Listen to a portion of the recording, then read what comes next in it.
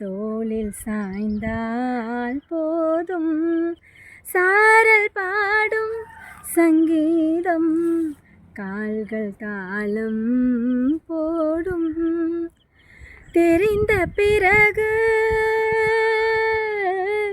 திரைகள் எதற்கு நனைந்த பிறகு நாணம் எதற்கு மார்பில் சாயும் போது தென்றல் வந்து என்னை தொடும்